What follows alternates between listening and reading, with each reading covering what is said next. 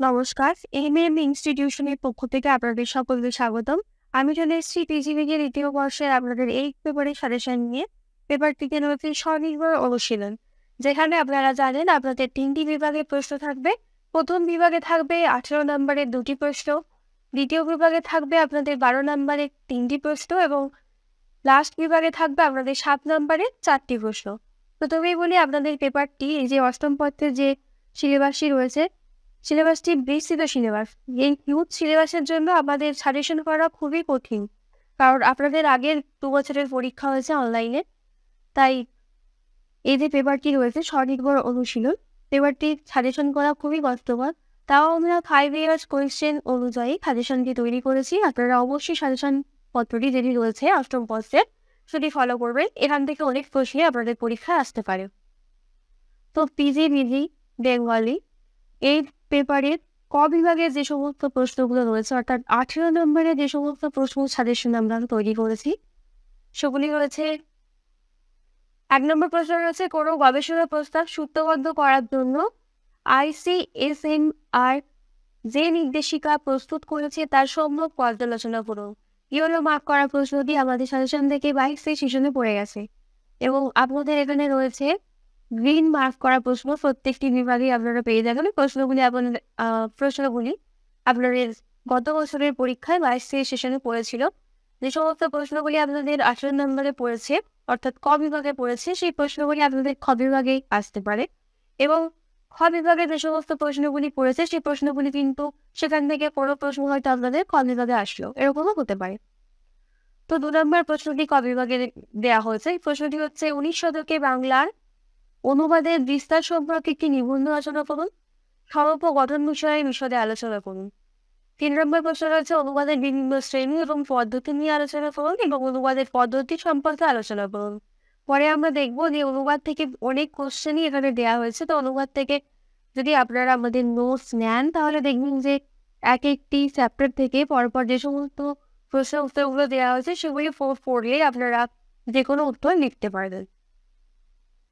পরবর্তী প্রশ্ন রয়েছে 4 নম্বরের প্রশ্নটি গবেষণায় তথ্য বিশ্লেষণের প্রয়োজনীয়তা বিশদ ব্যাখ্যা করুন। 5 নম্বরের প্রশ্নে রয়েছে একটি সাহিত্য গবেষণার বিষয়ে একটি রচনা নির্দেশিকাপত্র রচনা করুন। 6 নম্বরের প্রশ্নে রয়েছে কোনো গবেষণার ক্ষেত্রে প্রশ্নমালার ভূমিকা কি, প্রশ্নমালার সুবিধা অসুবিধাগুলি নির্দেশ করুন। পরবর্তী প্রশ্নের সাথে রয়েছে গবেষণায় প্রশ্নমালার গুরুত্বের কথা উল্লেখ করুন। তারপরে প্রশ্ন রয়েছে তথ্য প্রক্রিয়াকরণ এবং তথ্য বিশ্লেষণ সম্পর্কে আপনার ধারণা ব্যক্ত করুন। তথ্য প্রক্রিয়াকরণের গুরুত্বপূর্ণ যে স্তর, সেই স্তরগুলির কথা উল্লেখ করে সেই স্তরগুলি সম্পর্কে আলোচনা করুন।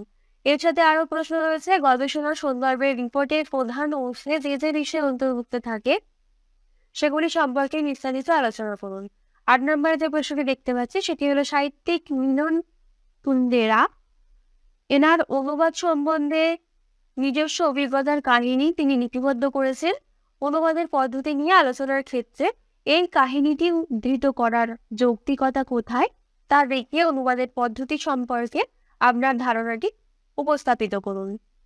এর সাথে আরো একটি প্রশ্ন রয়েছে বিভিন্ন কারণে মানুষ ভিন্ন দেশ, ভাষা ও তার সংস্কৃতির প্রতি আগ্রহ অনুভব করেছে এবং বিস্তার লাভ করেছে ভাষার জঙ্গম চরিত্র। অনুবাদের ক্ষেত্রেও রয়েছে নানাবিধ কারণ, উদাহরণ নিয়ে কারণগুলি নির্দেশ করুন। তো এখানে অথবা দিয়ে প্রশ্নগুলো বলছি আমি। তো এখানে অবলিক দেওয়ার কারণ একটাই যে ধরুন এখানে গবেষণা প্রশ্নই রয়েছে। 6 নম্বরের প্রশ্ন যদি আমরা বলি, এখানে গবেষণা থেকে কি কি প্রশ্ন আসতে পারে সেই প্রশ্নগুলি অবলিক দিয়ে এখানে দেওয়া হয়েছে। পরবর্তী ক বিভাগে 9 নম্বরের প্রশ্নটি রয়েছে তথ্য প্রক্রিয়াকরণ। এটি কি? গবেষণার ক্ষেত্রে এই প্রক্রিয়ার যে 3টি স্তর রয়েছে সেগুলি লিখুন।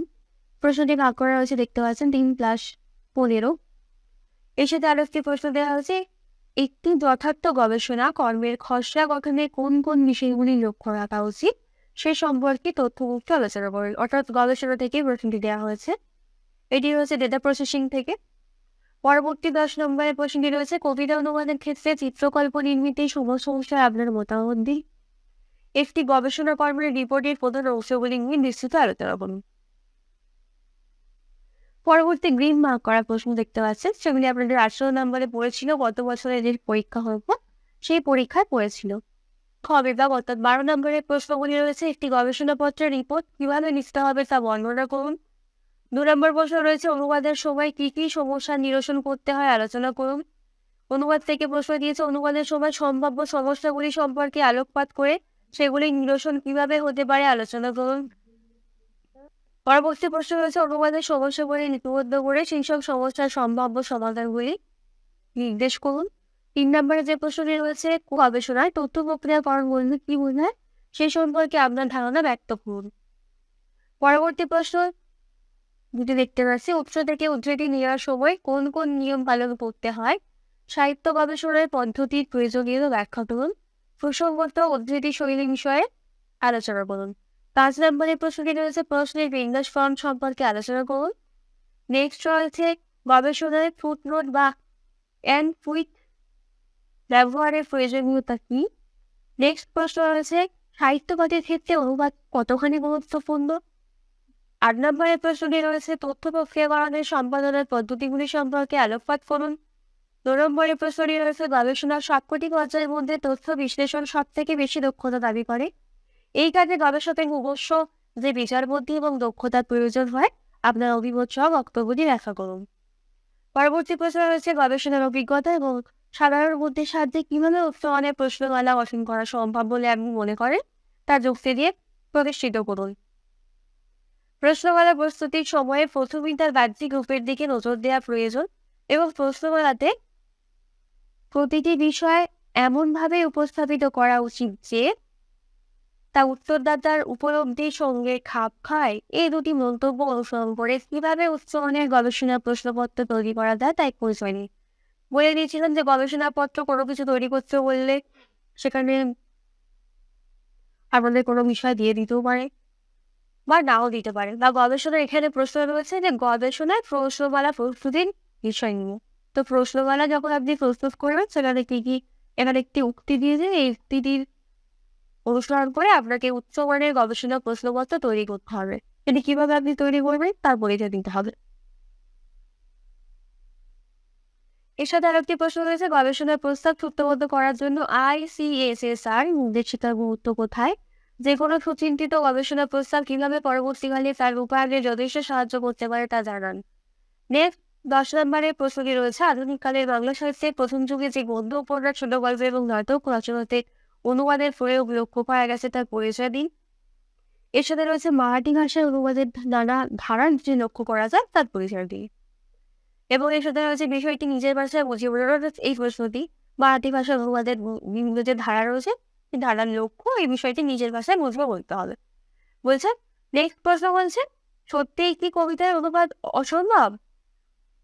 সৃজনশীলতার প্রতিমূর্তি রবীন্দ্রনাথ আমাদের মনে এই যে প্রশ্ন জাগিয়ে তোলে তা রবীন্দ্রনাথকৃত কবিতার অনুবাদ অবলম্বনে কতটা গ্রহণযোগ্য তা জানান।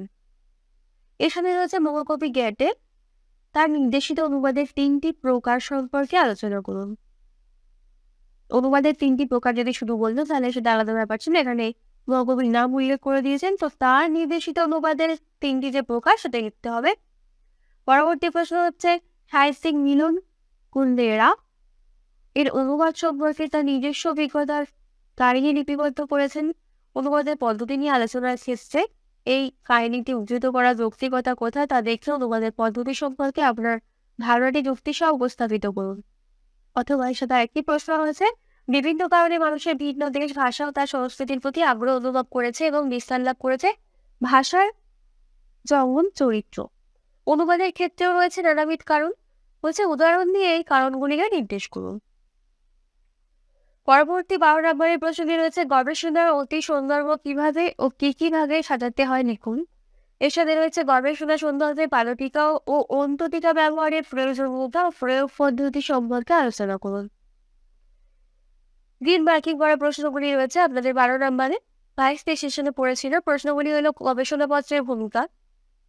এই অংশে সেই গবেষণার মৌলিক উৎকর্ষ এবং সীমাবদ্ধতার উল্লেখ থাকা কি বাঞ্ছনীয়, উদাহরণসহ আপনার মন্তব্যের পক্ষে যুক্তি সাজান। পরবর্তী প্রশ্ন রয়েছে, কৃত্রিম অনুবাদ কাকে বলে। মূলানো ও কৃত্রিম অনুবাদের পার্থক্য নির্দেশ করুন। কৃত্রিম অনুবাদ পাঠের যৌক্তিকতা কোথায়। ইন্টারলিঙ্গুয়াল এবং ইন্টারলিঙ্গুয়াল ট্রান্সলেশন বলতে কি বোঝেন? নেক্সট প্রশ্ন দিয়েছে research involves specifically an investigation into a particular matter or problem. একটু কার উক্তি? উক্তিটি যথার্থতা বিশ্লেষণ করুন। পরবর্তী রয়েছে অনুবাদ অর্থাৎ ট্রান্সলেশন, কিভাবে অনুবাদ সৃষ্টি বা ট্রান্সক্রিয়েশন হয়ে ওঠে তা উদাহরণ সহ ব্যাখ্যা করুন। পরবর্তী প্রশ্ন রয়েছে গবেষণার বিষয় নির্বাচনের ক্ষেত্রে কোন বিষয়গুলি কেন গুরুত্বপূর্ণ যৌক্তিক পারম্পর্যে তা আলোচনা করুন। এরপর রয়েছে অনুবাদ করুন, বাংলা থেকে ইংরেজি দিয়েছে, এটি থেকে আপনাদের অনুবাদ করতে হবে, অর্থাৎ এটি বাংলা থেকে ইংরেজি, পরে রয়েছে ইংরেজি থেকে বাংলা। দিয়েছে আমি স্নাতকোত্তর দ্বিতীয় বর্ষের শিক্ষার্থী, আজ আমাদের অষ্টম পত্রের পরীক্ষা। 100 নম্বরের এই পরীক্ষার জন্য নির্ধারিত সময় 4 ঘন্টা, সময় খুবই কম, 3 ঘন্টা ধরে লিখে চলেছি, আশা করি ফলাফল ভালোই হবে। এটি আপনাদের ইংলিশে ট্রান্সলেট করতে হবে। আপনাদের ইংরেজি থেকে বাংলা ট্রান্সলেট করতে দিয়েছে, এখানে দিয়েছে there are endless stories of human trafficking, rescues of women, girls, and a handful of minor boys sold into brothels, construction sites, and even middle-class homes, flooding our newsfeed every day. But the stories of struggle after they managed to escape the clutches of their traffickers remains largely untold. যেটি রয়েছে সেটা এখানে English থেকে আপনাদের বাংলায় translate করতে হবে। প্রথমে একটা ছিল বাংলা থেকে ইংরেজি এবং এটি দিয়েছে ইংরেজি থেকে বাংলা। এরপর পরবর্তী আপনাদের 7 নম্বরে যে সমস্ত প্রশ্নগুলি দেওয়া হয়েছে এখানে সেগুলি হলো এলিপসিস ও ট্রান্সলিটারেশন, নেক্সট দেওয়া হয়েছে নামপত্র, এগুলি আপনাদের টিকায় আসতে পারে, তথ্য প্রক্রিয়াকরণ, কবিতার অনুবাদ, ছন্দগত সমস্যা, কলি, সারণীবদ্ধকরণ, গবেষণা রিপোর্টের রচনা, টাইম বাজেটিং, ICSR নির্দেশিকা, স্যাম্পলিং, উদ্ধৃতি শৈলী, শিডিউল নির্মাণ পদ্ধতি, সারণী।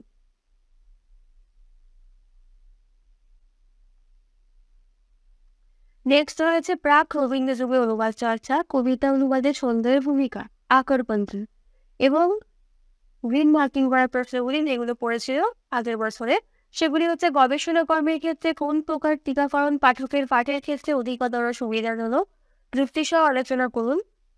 স্রষ্টা যেখানে নিজেই অনুবাদক সেখানে তার সেই অনুবাদ কোনো একটি গবেষণা কর্মের ক্ষেত্রে কতখানি গুরুত্বপূর্ণ তা লিখুন। পরবর্তী টিকা দিয়েছে প্রশ্ন সজ্জায় ফানেল পদ্ধতি। পরবর্তী প্রশ্নটি হচ্ছে প্রশ্নপত্রে দ্ব্যর্থবোধক যে শব্দ ব্যবহার আবশ্যিক, মন্তব্যটির পক্ষে বা বিপক্ষে আপনার মত দিন। পরবর্তী প্রশ্ন গবেষণাপত্রের লিখন শৈলীর ক্ষেত্রে কোন বিষয়গুলি গুরুত্ব সেটি আলোচনা করুন। বাংলা গীতাঞ্জলি কাব্যেরই ইংরেজি অনুবাদ সং অফারিংস, এই উক্তিটির যে সত্যতা তা যাচাই করুন। অর্থাৎ সং অফারিংসকে যে সং অফারিংস এই যে উক্তি যেটি রয়েছে যে এটি বাংলা গীতাঞ্জলি কাব্যের ইংরেজি অনুবাদ সং অফারিংসটি, এটি সত্যতা যাচাই করতে হবে।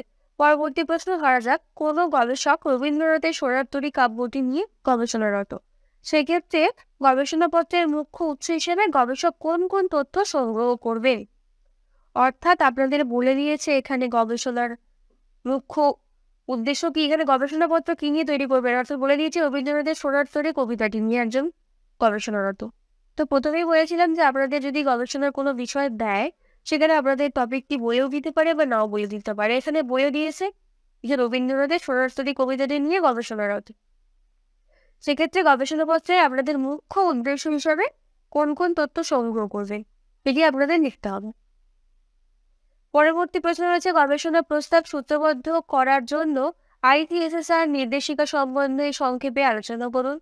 পরবর্তী প্রশ্ন এবং লাস্ট প্রশ্ন রয়েছে গবেষণাপত্রে কোন ধরনের উৎস ব্যবহারে ব্যক্তি নাম অনুল্লিখিত থাকে উদাহরণ সহ তা আলোচনা করুন। এই ছিল আপনাদের 3টি বিভাগের সাজেশন।